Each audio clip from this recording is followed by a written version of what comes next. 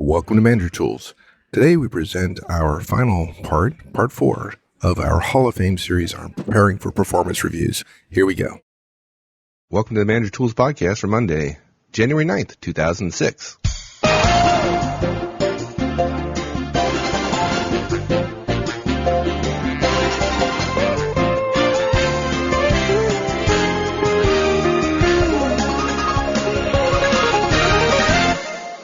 This is your host, Michael Lozan, and on behalf of my partner, Mark Horstman, and myself, welcome to Manager Tools. Manager Tools is a weekly podcast on management and what specific actions you can take to improve your management skills each and every day. Today, we complete our series on preparing, writing, and delivering annual performance reviews. For those of you who are new to Manager Tools, the Manager Tools faithful will have heard this a number of times already. It's probably not a good idea to start with this podcast if you haven't heard the others on performance reviews. Each of the shows is available either on the RSS feed or on the website, so I'd highly recommend that you listen to those first. And with that, here we go.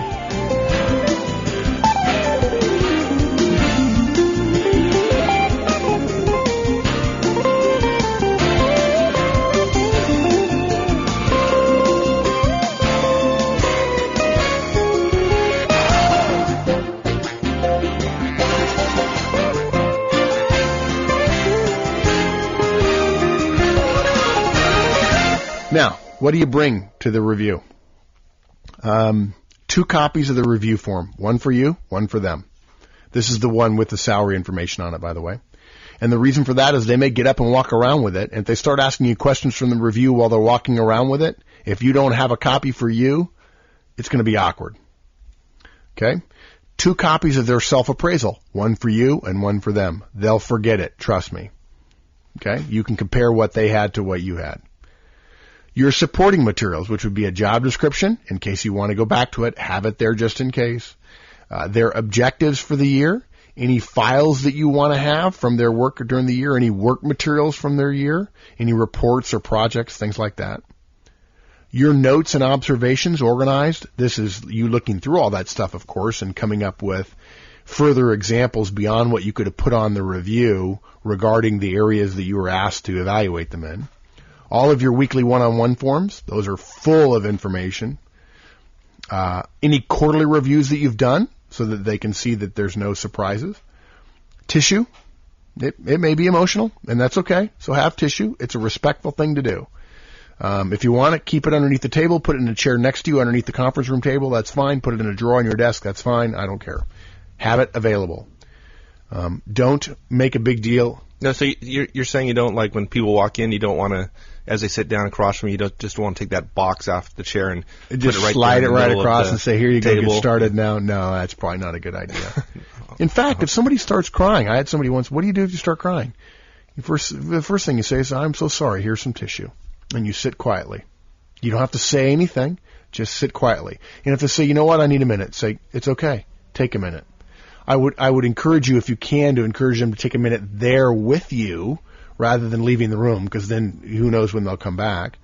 And then you're going to end up probably blowing through your timeline, which you do not want to do.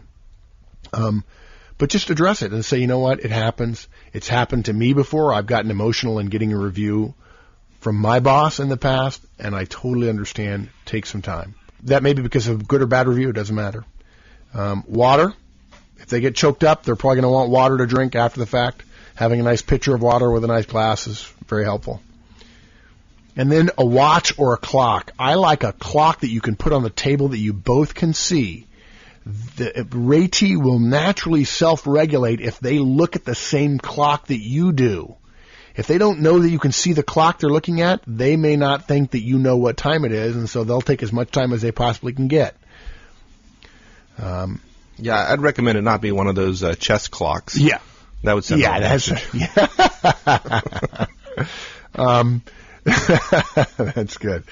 And again, there's nothing wrong with cutting the meeting off after an hour.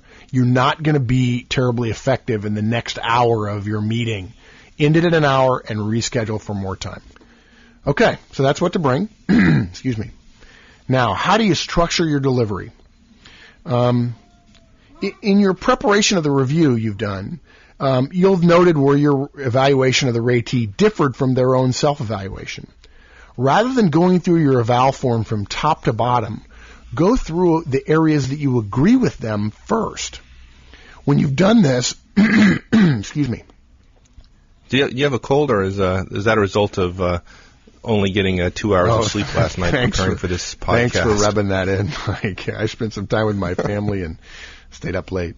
I think it's important people understand that the effort you put into it. This is good. That's good stuff. I'm glad people are benefiting from it. That means a lot. No sense in if you're going to do something, might as well do it well. Yeah. And we couldn't do it if we didn't do the preparation. We're not just throwing this off the top of our heads. Obviously, we've been studying this stuff for years. I've made plenty of mistakes getting to this point right here. Thank you very much. So in your preparation, you'll have noted where the ratee and you differed. You go through the areas where you agree first. By doing that, you get more comfortable in your delivery. You've gotten more comfortable with them in the room, with you doing all this. And so it'll be easier to address areas of potential conflict after you've gone through all the areas you agree. And there'll be plenty of areas you agree, I'm sure, unless you're just wildly divergent, in which case it's probably because you haven't been giving feedback and coaching and one-on-ones throughout the year. Okay. During individual sections of the review, when you're talking about areas of performance or behaviors or competencies, whatever it is your company calls them, the way to deliver the message in that area is to think about it as nothing more than feedback. We just modify our delivery a bit. We're going to have the three components, behavior, results, and confirmation, and it's going to sound something like this. Bob, I rated you as exceeded expectations in customer service based on behaviors such as your handling of Chris Jackson situation in March, the leadership you showed the team on the improvement project, and your high-quality scores on the unannounced forms review. Do you agree with that? I'm going to get agreement on each section if I possibly can, okay, as I move through the areas of agreement. Or I might say, Bob, I've scored you as sometimes met expectations in call processing. I base that on behaviors like you're only meeting our volume quota 65% of the year, you never met the quota in any one given month, and during one 3-month period, you didn't make it during a single week. And a key point here, go ahead.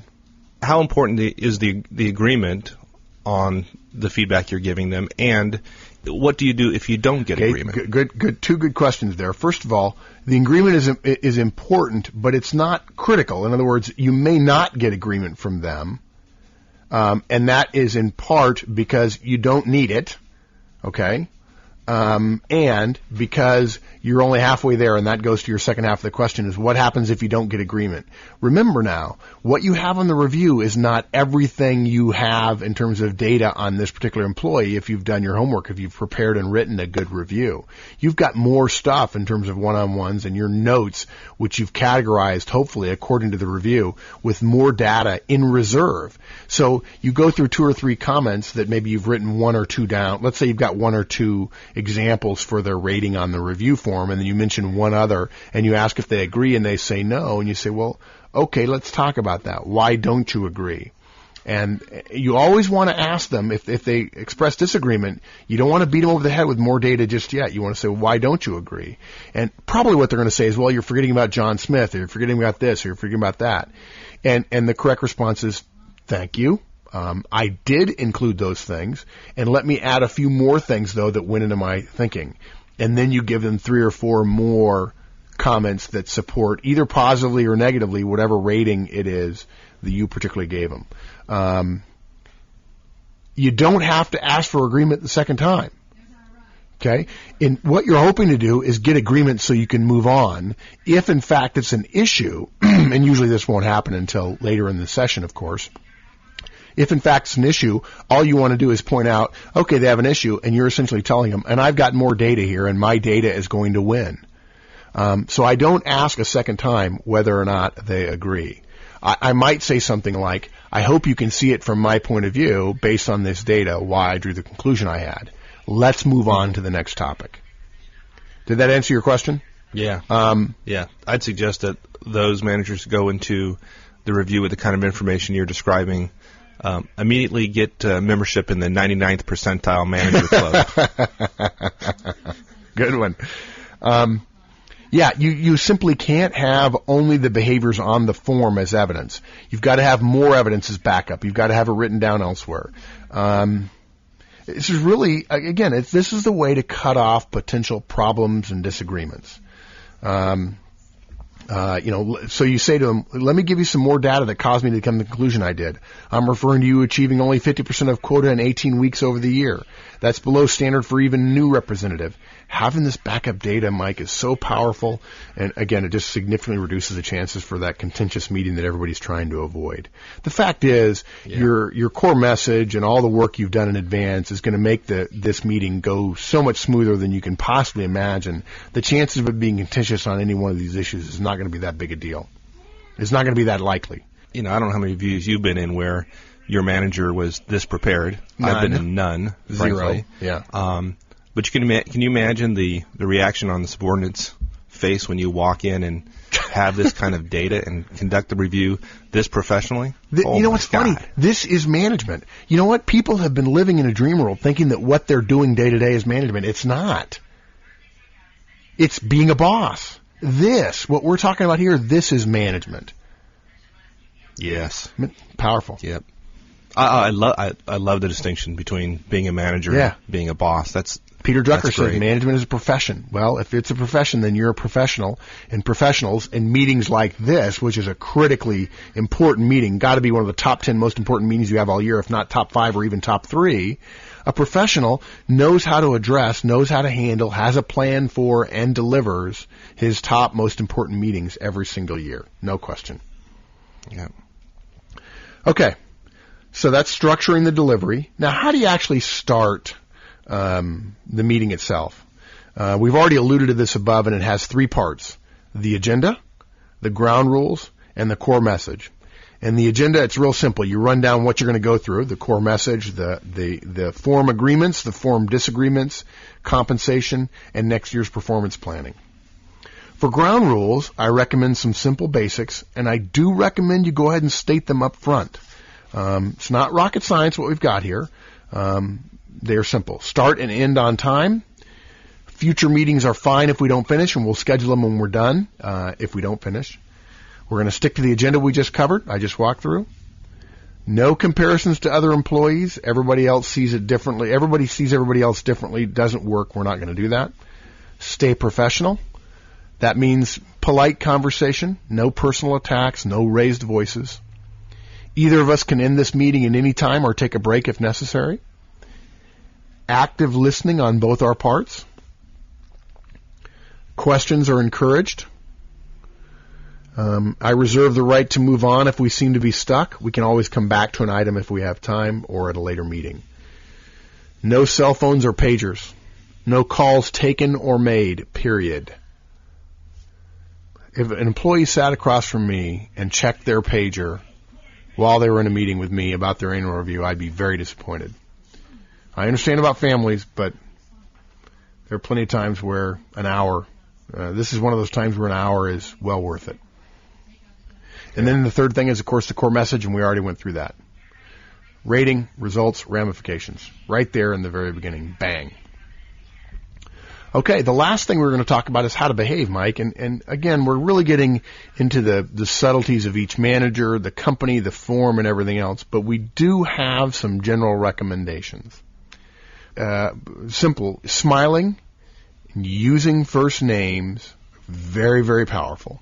Okay? I would add to that if you go into this believing it's going to be okay, and that no matter what happens, even if the employee threatens your life, you smile and you say, I'm sorry you feel that way, or I'm sure we're going to get through this. If you stay cool, calm, and collected no matter what, and don't kid yourself, managers, you're responsible for how you feel. The employee doesn't make you feel anything. I'm sure I've used my umbrella story. They're poking with an umbrella, but you're getting mad. If you get mad all by yourself. You own your emotions. You're responsible for your emotions. Go ahead. I don't think you've shared the umbrella story, to be honest. You've alluded to it several let's share times, it but now. I don't know that you've ever told the story. Maybe I'm wrong. Got on an elevator once. Actually, it was out at Pebble Beach, believe it or not. Got on an elevator and was going up, and a guy got on after me, and I was actually with a friend of mine, and we were going up in the elevator, and this guy got on after us, and my buddy and I were standing in the back of the elevator, and this guy got on after us and stood in front of us and pushed a button to go up a floor or two. And he turned around, and now his back is to me. And it had been raining outside, and so he had an umbrella underneath his arm. He had a long trench coat on and a hat and so on. And in the course of the elevator going up a couple of floors, he started looking in his pockets for his keys. Well, in doing so, his umbrella started poking me in the chest. Pow, pow, pow, pow. Well, I'm at the back of the elevator, and I got nowhere to go. He doesn't know. It's totally inadvertent. He does not know he's doing this. And I look at my buddy kind of raising my eyebrows like, can you believe this guy? And he's like, hey, I'm kind of glad it's not me. Sorry, buddy. And I'm getting ready to tap this guy on the shoulder to say, hey, man, I don't know if you know this, but you're knocking the crud out of me with your umbrella. And the door opens and he gets off. And I turned to my buddy and I said, man, that guy made me mad. And my buddy said something I'll never forget. He said, no, he didn't. He poked you with an umbrella. You got mad all by yourself. And the point of that is, if the employee screams at you, and I remember there's a movie called Roadhouse that stars, Patrick Swayze. And in it, there's a part where he's coaching the bouncers. He's the cooler in a bar, and he's coaching the bouncers. And one of them says, he says, be nice, no matter what, be nice. And one of them says, what if they call my mother a name? And he looks right back at the guy and says, well, is she? Just because a guy calls your mother a name doesn't mean you get to get mad, even if you're from New York. You're responsible for your emotions. If they get in your face, you stay calm, stay cool, stay collected. If the chances of them taking a swing at you are virtually nil. But if they do that, then you're going to fire them, so it doesn't matter. The chances of that are just trivially unimportant to deal with. But basically, you can go in and say, I'm going to be cool, I'm going to be calm, it's not going to bother me. If they get upset, I'm going to be attentive, I'm going to be kind, and I'm not going to let it rattle me, no matter what. If you need to take a second, that's fine, to put your thoughts together. But okay, so first names, smile, stay cool, calm, and collected. Never, ever interrupt the ratee. In fact, let me take it a step further. If they interrupt you, stop talking immediately. Don't continue talking. Don't make it a war of wills between you and them. If they interrupt you, stop, put your hands down on the table, and listen. And the way you listen is you make great eye contact, and you use active facial expressions in terms of active listening. And yes, there are ways to say and and yes, I agree, or I can understand why you feel that way. In fact, one of my favorite phrases is, I can understand why you feel that way. Privately, I don't agree with you, but I certainly can understand why you feel that way. If an employee says to you, boy, I'm mad, I really feel that you're not giving me a fair rating here. It's completely normal for me to say, I can understand why you feel that way. Gosh, I'd feel that way too. So those are some simple things you can do. I want to give two concepts to put in the back of your mind that will help you diffuse tension if, in fact, it goes there, which, of course, with this process, the chance of you having tension is greatly reduced. The first one I call the medicine ball technique.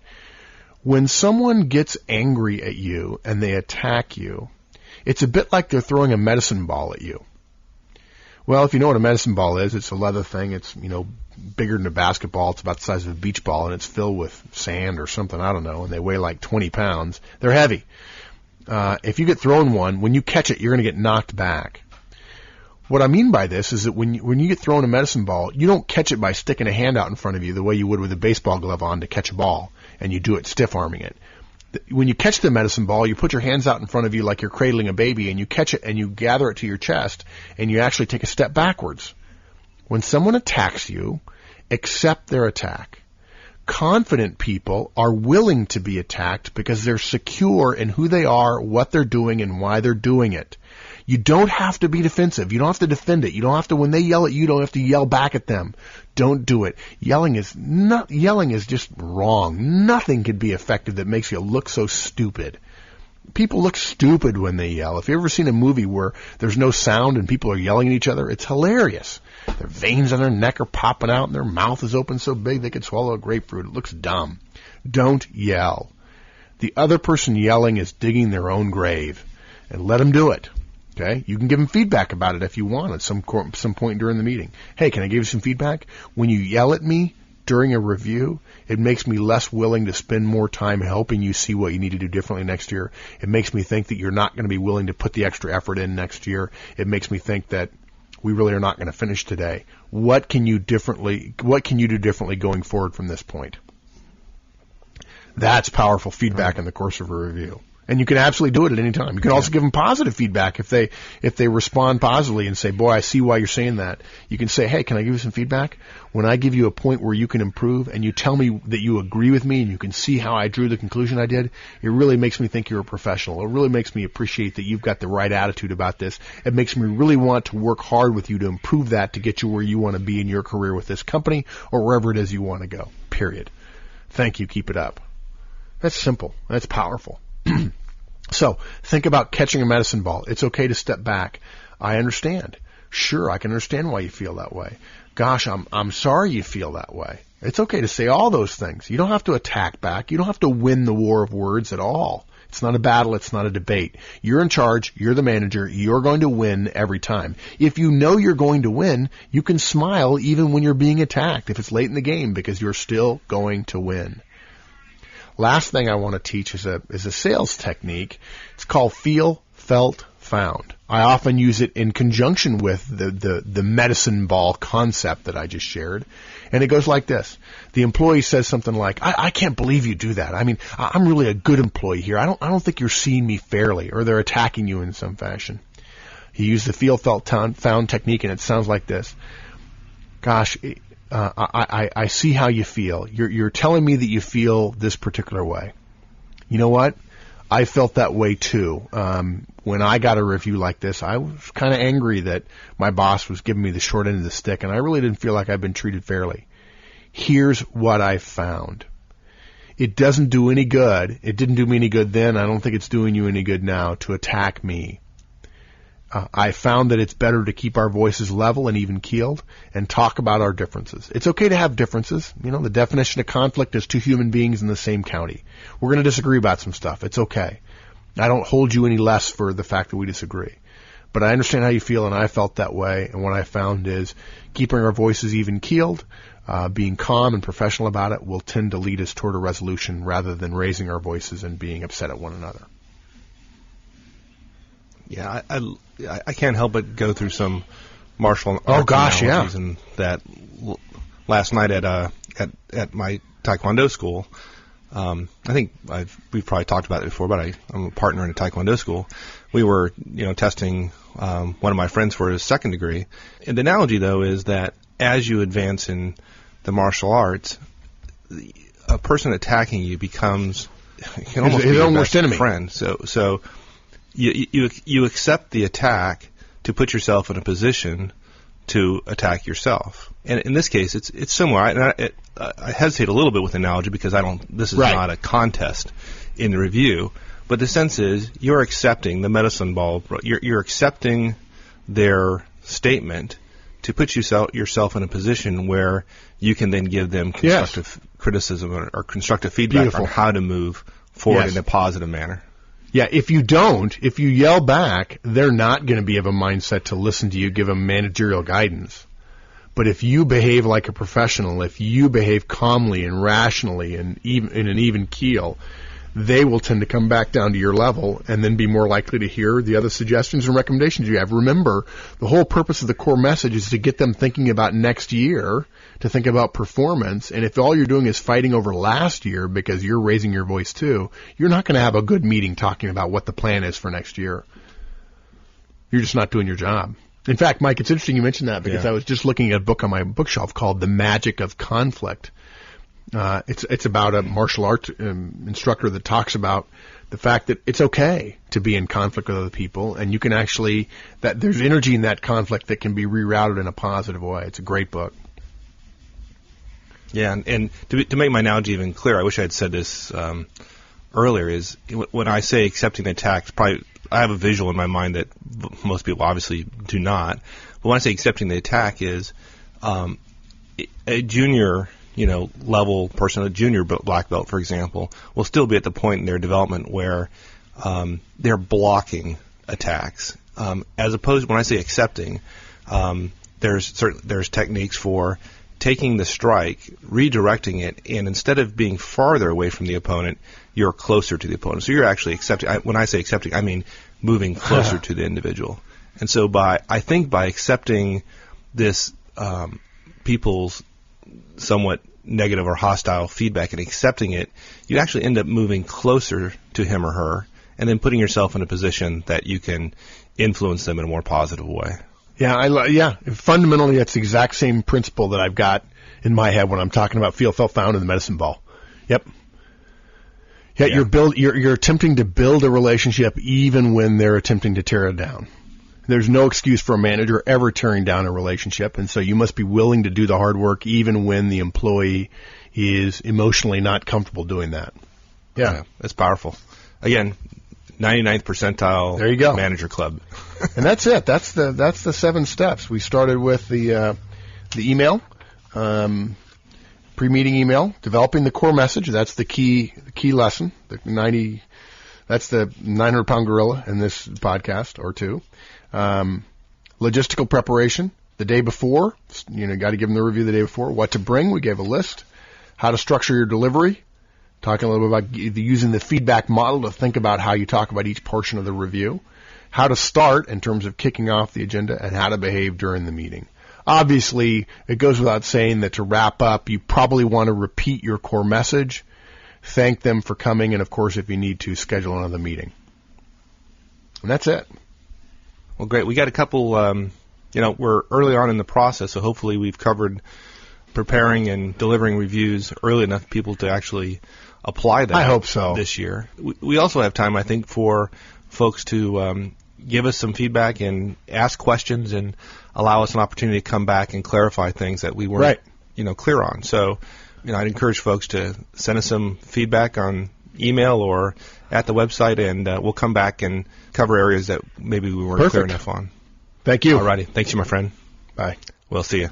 Bye. Thanks for joining us today. We hope you found today's podcast useful.